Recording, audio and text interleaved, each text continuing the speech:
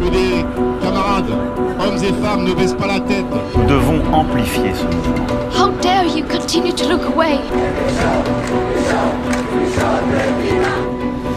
Vous avez vraiment voyagé dans la malle? Narcotrafic. On va parler de corruption. Et oui, car la corruption, peut-être allez-vous être choc-barre, mais ce n'est pas réservé aux pays pauvres. Nous aussi, on a le droit de la corruption. La corruption, c'est pour tout le monde. Enfin la drogue. Et oui. Fabrice Arfi et Camille Polony, donc pour Mediapart. Je suis juste là pour regarder le trafic de drogue. Oui, je comprends. France Trafic, vraiment France Trafic. Et on parle beaucoup de corruption en ce moment, dans les médias, puisque il y a notamment des signaux faibles de corruption de fonctionnaires notamment en bas de l'échelle, mais aussi une magistrate qui a été mise en examen là, pour corruption. Donc voilà, il y a toute la question de la corruption au sein des fonctionnaires en France qui se pose de plus en plus, et le gouvernement semble fermer les yeux. France Corruption. Là où je travaille, on va faire une fusion de deux institutions, ils nous disent qu'on va augmenter le budget. Bien sûr.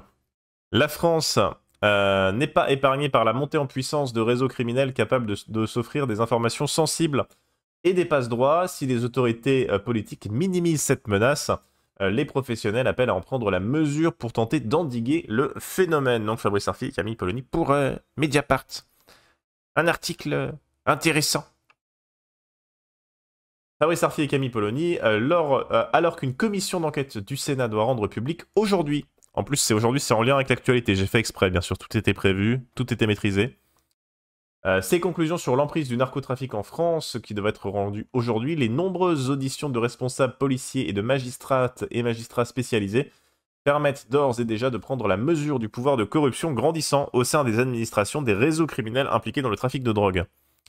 Mais je pensais que les trafiquants de drogue, ils étaient plus là parce que Darmanin, il faisait des opérations place net XXL, 3000 Ninja 3D, Overkill with Funky Kong. Et donc, forcément. Est-ce que si la réponse politique à la corruption est faible, c'est aussi parce que les gens au pouvoir sont mouillés dans de la corruption et veulent pas attirer la lumière sur eux? Je pense pas, parce que c'est pas le même genre de corruption. C'est pas le même genre de prendre de l'argent d'un lobby ou d'accepter des cadeaux de la part de lobby pour faire passer des lois et d'accepter de l'argent d'un trafiquant de drogue pour lui donner des informations sur un de ses potes parce qu'on a accès aux fichiers de police. Je suis pas sûr que ce soit ça. À mon avis, c'est plutôt qu'ils pensent qu'il n'y a pas de corruption parce qu'on est la France. Et puis aussi, ils se disent que leur politique anti-drogue est suffisamment forte. Je sais pas si Darmanin, l'abject Darmanin, est convaincu que sa politique anti-drogue fonctionne, mais...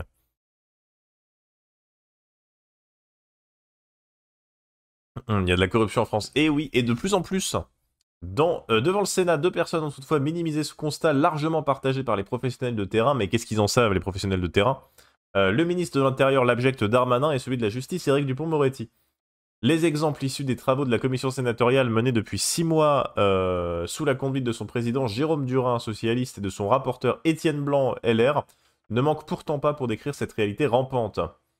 Ce bon vieux Étienne Blanc. Auvergne-Rhône-Alpes, tout ça. Certains métiers sont particulièrement exposés aux risques corruptifs. Dans le secteur public, ce sont les policiers et gendarmes, douaniers, greffiers, surveillants pénitentiaires, détenteurs d'informations confidentielles sur les enquêtes en cours. Dans le secteur privé, les dockers, bagagistes ou agents de sécurité privés peuvent être ciblés par les trafiquants. Si le terme corruption fait irrésistiblement penser à l'appât du gain, il implique souvent des pressions et menaces pouvant aller jusqu'à la violence physique. À peu près tout le monde, quoi. Donc il y a des métiers sensibles. Et aussi dans le secteur public. La corruption est un outil majeur de la criminalité organisée, a ainsi indiqué Stéphanie Cherbonnier, chef de l'office anti-stupéfiant de la police judiciaire, dont l'antenne marseillaise a été la cible d'une perquisition en avril. Notamment en raison de soupçons de corruption. Mais bon, qu'est-ce qu'ils en savent, les gens les chefs de l'office anti-stupéfiant qui ont été eux-mêmes victimes d'une affaire de corruption sur la corruption dans le monde des stupéfiants? Darmanin et Dupond-Moretti disent que c'est pas grave. Donc, quelque part, ils en savent peut-être un peu plus. Mais merci, Mister Oops. Chaque personne a un prix et les moyens de ces réseaux sont quasiment illimités. Oui, on constate une augmentation de la corruption, a déclaré le procureur de Marseille, Nicolas Besson. Qu'est-ce qu'il en sait, le procureur qui doit voir passer des affaires de corruption de plus en plus? Son homologue parisienne, Laure Bécaud, a abondé. C'est un danger majeur. Menaces et corruption sont les deux faces de la grande criminalité organisée.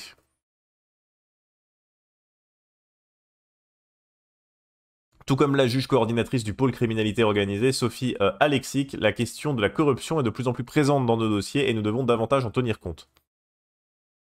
Le procureur de Bayonne, Jérôme Bourrier, n'a pas dit autre chose, mais autrement.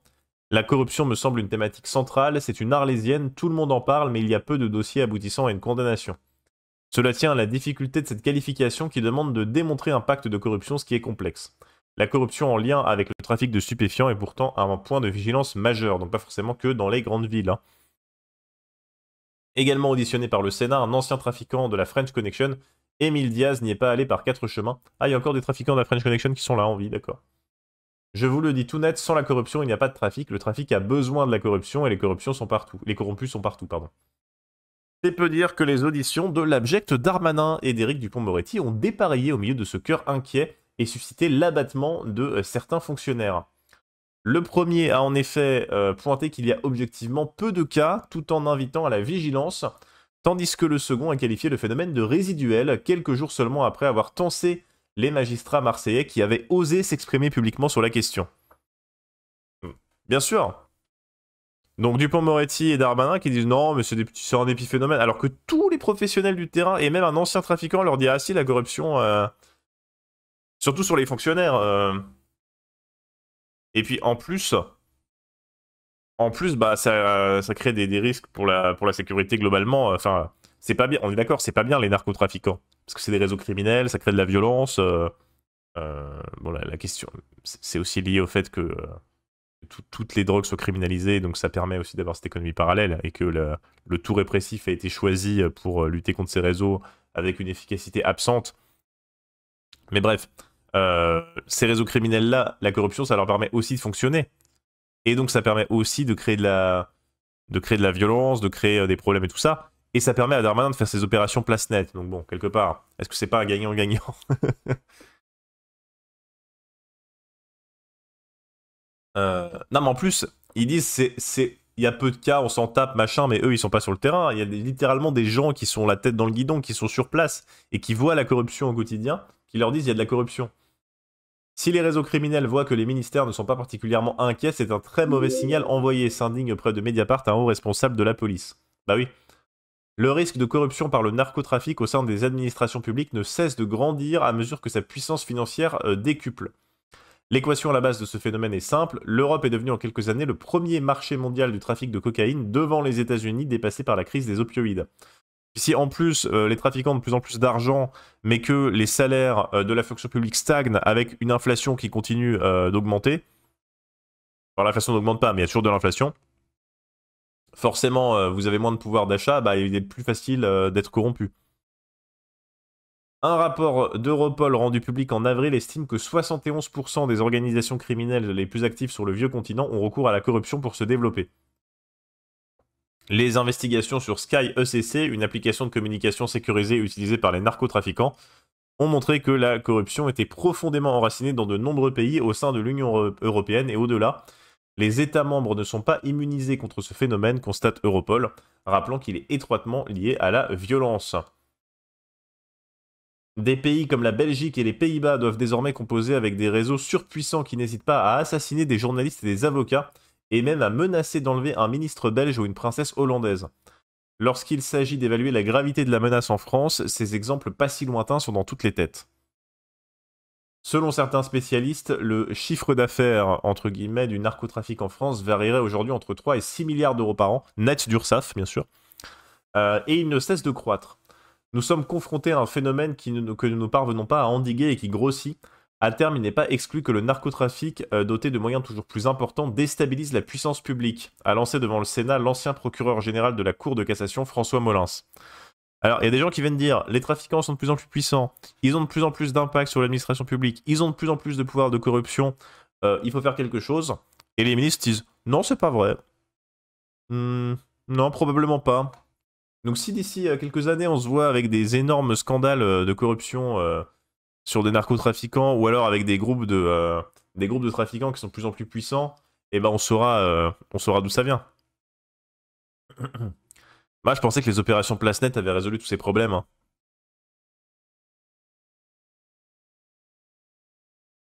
Plusieurs policiers et magistrats sollicités par Mediapart affirment de manière unanime que la corruption est consubstantielle à l'activité de grands réseaux du narcotrafic.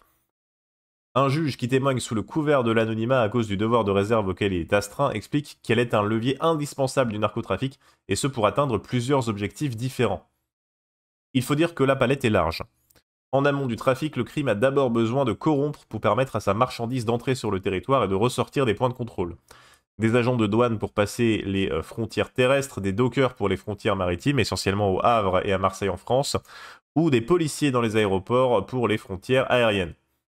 En mars 2023, un douanier modèle de Roissy a été mis en examen et incarcéré dans une affaire de trafic de cocaïne en provenance d'Amérique latine.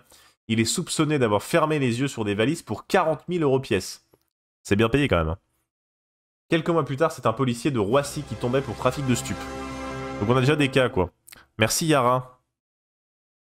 On a déjà des cas de gens qui ont participé, qui ont littéralement facilité le trafic de drogue alors qu'ils étaient des douaniers et des policiers avec de la corruption. Donc si ça existe, s'il y a des procès pour ces personnes-là, ça veut probablement dire que c'est pas les deux seuls. À moins que ce soit les deux seuls cas de France à être corrompus par les trafiquants de drogue et qu'ils ont été tous attrapés et que c'était les deux seuls et c'est terminé maintenant. Je pense qu'on peut dire que c'est quelque chose qui existe actuellement et qu'il y a d'autres personnes qui sont corrompues. Je pense, hein, c'est une hypothèse de travail. Mais oui, tu vois le mec qui habite en région parisienne et qui est payé, allez, je sais pas combien c'est payé, ça dépendait de son grade, mais disons 2000 € par mois, 40 000 balles par valise. Bon bah t'es tranquille quoi.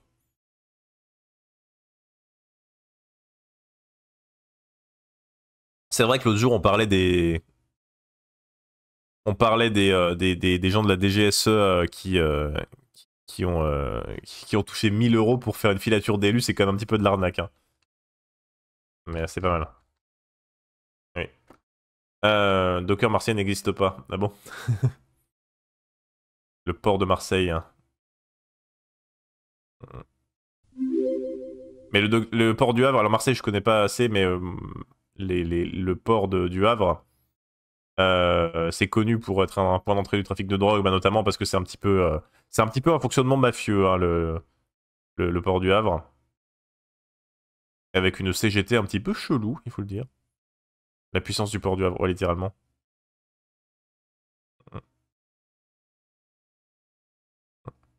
Beaucoup de corruption sur les docks marseillais. Ouais, aussi. Ouais. Mais il y avait une enquête, il faut que je la retrouve, sur le port du Havre dans Le Monde. Mais c'est vraiment The Wire. Hein. Havre, Le Monde. Ouais, c'est ça. Menace, c'est un article de 2020, mais menace, enlèvement, assassinat, coq en dock au port du Havre, nous dit Le Monde. Ouais, je vous le mets dans le chat si vous voulez lire ça. Il y a le Discord, hein, je vous rappelle, de la matinale si vous voulez partager les articles. Mais l'article est assez édifiant sur le fonctionnement des dockers du Havre. Voilà. Très bien, donc. La corruption permet aussi, quand elle cible des policiers ou des magistrats de plus ou moins haut rang, d'avoir accès à des fichiers de personnes recherchées, voire pire, d'être informés en amont d'une arrestation ou d'une perquisition à venir. C'est ce qu'a souligné Frédéric Vaux, le directeur général de la police nationale, devant la commission sénatoriale. Les organisations criminelles veulent savoir si elles figurent parmi les objectifs de la police nationale, si elles sont surveillées et à quel moment éventuellement elles pourront être des cibles. Des magistrats de haut rang, voilà, blague. Mission Cléopâtre. Dans son dernier rapport annuel, l'inspection générale de la police nationale a d'ailleurs braqué ses projecteurs sur les risques de corruption à bas bruit ou de basse intensité, on en a parlé, souvent adossés aux difficultés rencontrées dans leur vie personnelle par des agents mal payés. Divorce, addiction, jeux, dettes, etc.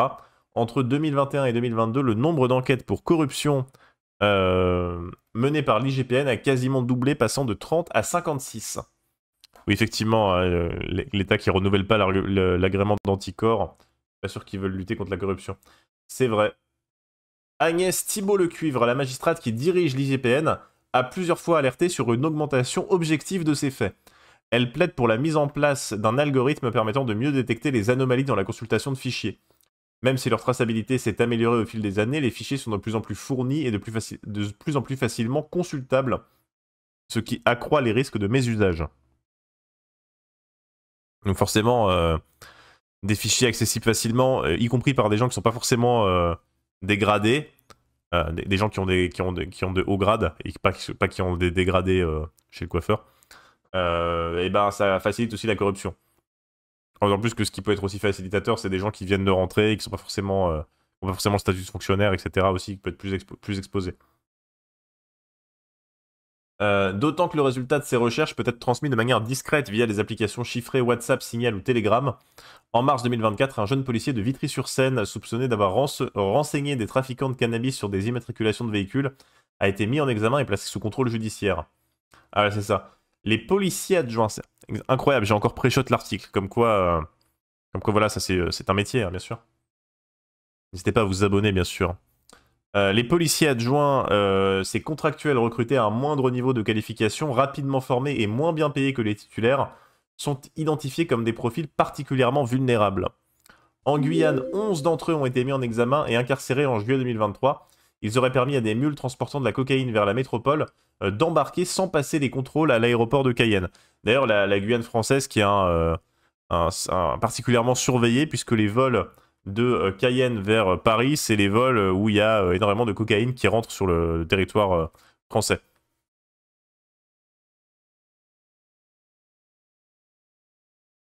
Oui, c'est vrai qu'un moindre niveau de qualification pour des policiers, on est quand même assez bas en termes de niveau de qualification. Hein. Assez bas. Face au Sénat, le directeur de l'inspection générale de la gendarmerie nationale, Jean-Michel Gentil, est apparu plus serein. Peu d'enquêtes liées au trafic de stupéfiants visent des gendarmes au point qu'il parle d'un épiphénomène. À ses yeux, le modèle de la gendarmerie nationale fondé sur le statut militaire présente incontestablement des atouts. Le logement en caserne préserve les agents du risque de pression extérieure et les place sous le regard de leurs collègues, sans compter le contrôle hiérarchique qui règne au sein de l'institution. Je veux bien le croire, que ce soit plus simple, que ce soit moins sensible à la corruption, la gendarmerie. Du café.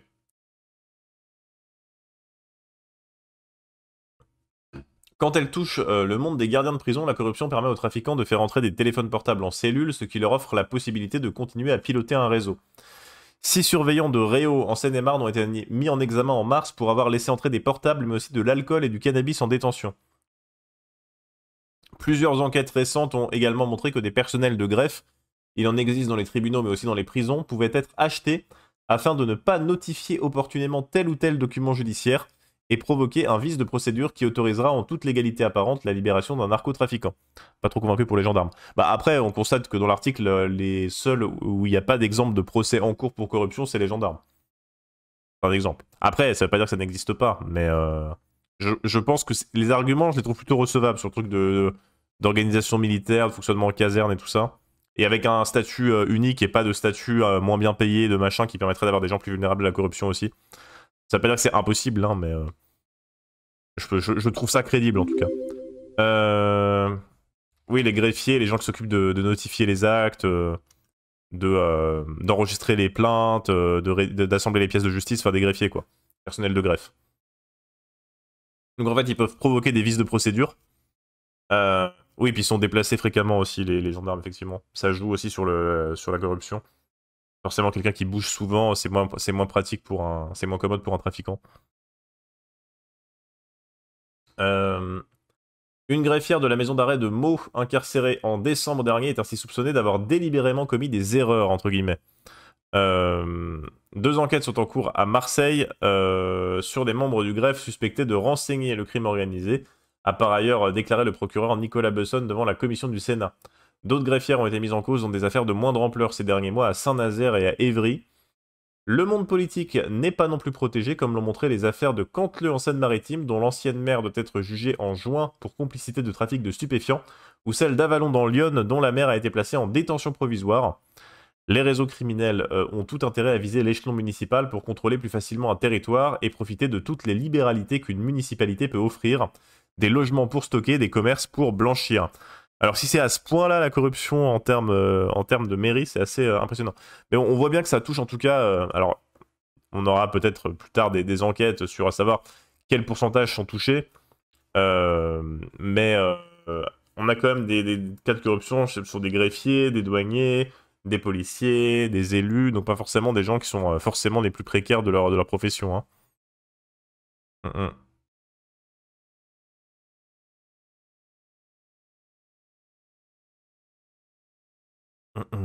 Quand l'État gère moins, c'est plus commode. Excellent. Lors d'un colloque organisé en octobre 2023 à l'Institut des hautes études du ministère de l'Intérieur, le procureur François Antonat, chef de la section du parquet de Paris au sein de la juridiction interrégionale spécialisée dans la criminalité organisée, a déclaré « Le phénomène de corruption n'est pas nouveau, mais particulièrement inquiétant et prégnant aujourd'hui.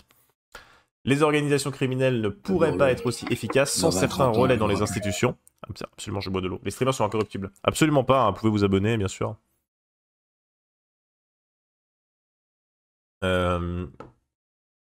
Merci Ezl Marcos pour ton abonnement. On en est à se demander si certaines personnes ne rentrent pas dans les institutions pour cela, pour avoir quelqu'un dans la maison, c'est éminemment inquiétant. Ah oui, carrément en mode le mec fait un infiltré quoi. Il fait de l'entrisme de trafiquant. Du narcotrotskisme, comme on l'appelle bien sûr dans le milieu. Pour améliorer la lutte contre le narcotrafic, les avis sont de plus en plus unanimes dans la police et la justice sur la nécessité de changer une culture d'enquête enracinée dans des méthodes d'un autre âge. Depuis des décennies, les stratégies d'investigation reposent en effet quasi exclusivement sur la relation tissée par des policiers avec des informateurs impliqués dans le trafic, aussi appelés tontons, au risque d'en devenir dépendants. Ah merci, bien sûr, j'essaie de ne pas dire le V-mot, donc jusqu'à 8h27, je ne dis pas le V-mot. Très bien. C'est ce qu'a douloureusement révélé l'affaire François Thierry, aussi une affaire très intéressante, l'affaire François Thierry, mettant en cause les pratiques de l'ancienne Office central pour la répression du trafic illicite des stupéfiants. Donc les anciens stupes, il y avait une énorme affaire avec des indices liés à de la corruption, où justement les indices avaient pris tellement de place qu'il y avait une espèce d'intégration d'une partie du trafic dans le narcotrafic. Une relation mal calibrée qui ne respecte aucun des aspects de la charte du traitement des informateurs peut engendrer des comportements de policiers qui se mettent à privilégier leurs informateurs à leur mission, analyse un ancien juge spécialisé, quitte à se compromettre en perdant tout repère déontologique. C'est le coup classique de il y a un policier qui a un informateur, mais il se retrouve à plus protéger l'informateur et à plus faciliter le trafic qu'à faire son travail de démantèlement du narcotrafic.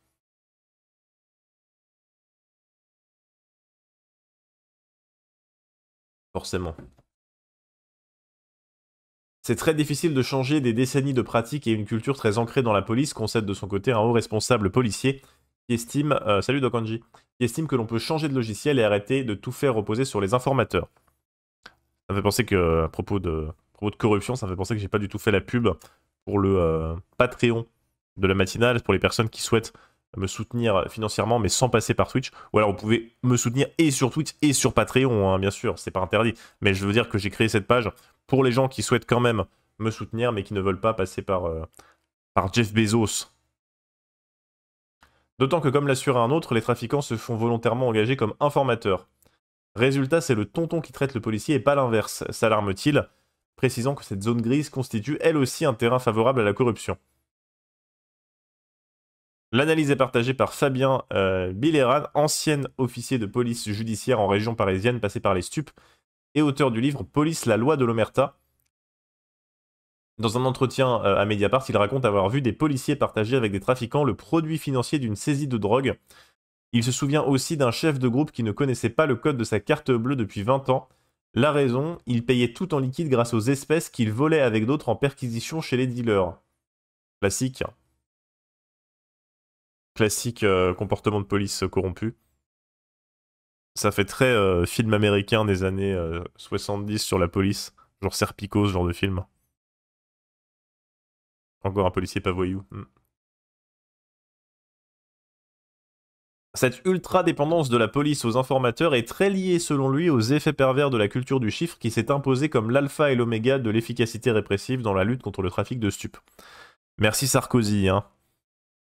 En un mot, seule la saisie de drogue semble compter et avec elle la communication de responsables politiques trop ravis d'aller se faire photographier devant des tonnes de drogues interceptées.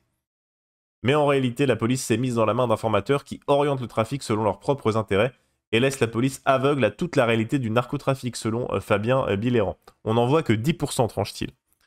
Donc, politique du chiffre, plus fait que les policiers sont très très dépendants de leurs informateurs, ça donne un cocktail de... Eh ben, en fait, ils saisissent une partie du trafic, mais le gros du truc, ils ne sont pas du tout concernés. J'ai eu 30 ans dimanche, je peux faire une petite chanson. Bien sûr, bon anniversaire, bière pour Dieu. J'ai même envie de dire fantastique anniversaire.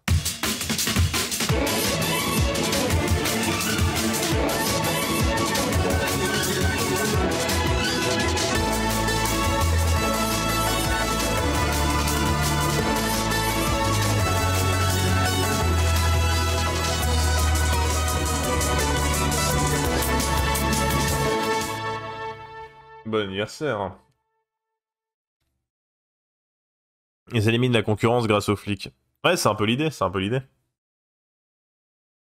C'est The Shield, mais les flics sont moins malins que dans The Shield. On arrive encore à suivre un trafic jusqu'au moindre point de deal, mais on est encore trop incapable de faire l'enquête en sens inverse et de savoir où va l'argent. C'est pourtant le nerf de la guerre, regrette un cadre de la police judiciaire, qui espère aussi l'avènement d'une révolution culturelle au sein du ministère de l'Intérieur. Une telle approche financière du narcotrafic permettrait peut-être, ajoute un autre, de déceler plus facilement les corrompus au sein des administrations.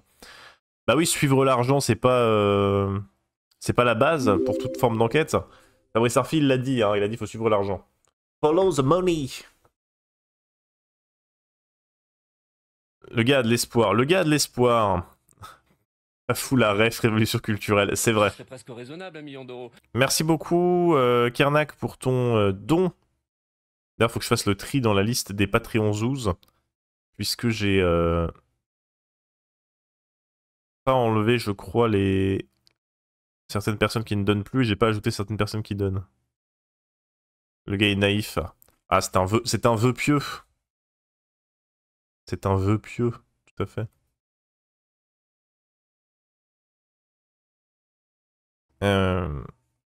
Très bien. Pour Placenet, il y aurait eu des arrangements entre les flics et la Castellane pour s'arranger sur les arrestations.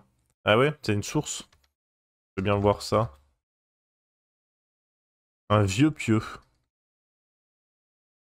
Bilan mitigé de l'opération Placenet à Marseille. Forcément, de toute façon, j'avais noté ça. Hein. Bilan mitigé de la très médiatique opération Placenet. Un article qui date de mars dernier, mais bon, je pense pas que le bilan soit mieux maintenant. Les opérations Placenet continuent d'ailleurs. Hein. Mais en gros, ils viennent juste un petit peu faire les bourrins et montrer les muscles à certains endroits. Mais ça revient assez vite finalement derrière.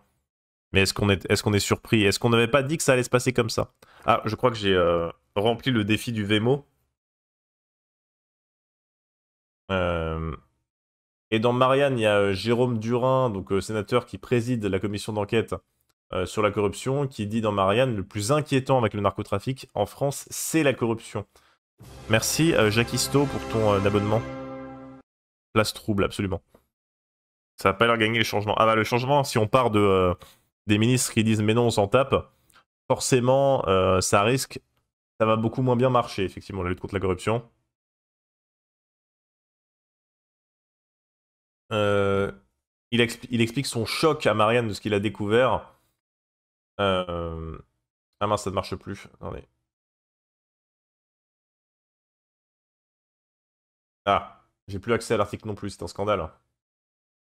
Que s'est-il passé? Que s'est-il passé? Bon, c'est pas grave, de toute façon. En gros, il était aussi choc-barre par la corruption. De toute façon, il reste 7 secondes. On parle pas de mafia. On parle pas de mafia, pas vraiment en tout cas. C'est pas la terminologie. On pourrait, hein, en vrai, mais... je ne crois pas.